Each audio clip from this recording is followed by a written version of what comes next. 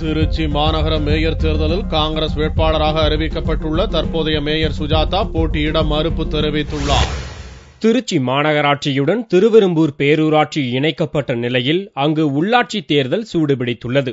Mayor தேர்தலில் போட்டியிட உள்ள வேட்பாளர்கள் தங்களுடைய வேட்பு மனுக்களை விறுவிறுப்பாக தாக்கல் செய்து வருகின்றனர். இந்நிலையில் காங்கிரஸ் வேட்பாளராக தற்போதைய மேயர் சுஜாதா போட்டியிடுவார் என்று காங்கிரஸ் கமிட்டி அறிவித்தது.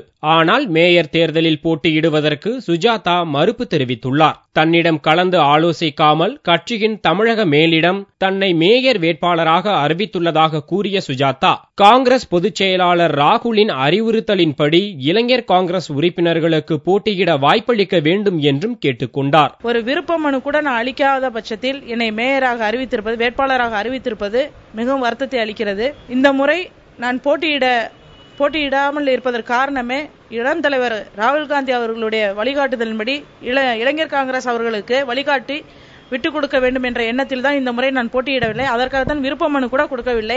அது மாதிரி இருக்கும் பட்சத்தில் மாநில தலைவர் அவர்கள் என்னை ஒரு வார்த்தை கூட கேட்காமல் இந்த மாதிரி என்னை மேயர் வேட்பாளராக அறிவித்தது மிக வருத்தத்தை அளித்துள்ளது. மேலிடத்தால் அறிவிக்கப்பட்டும் மேயர் தேர்தலில் போட்டியிட சுஜாதா மறுப்பு தெரிவித்திருப்பதன் பின்னணியில் கோஷ்டி பூசல் இருப்பதாக கட்சி வட்டாரங்கள் தெரிவிக்கின்றன.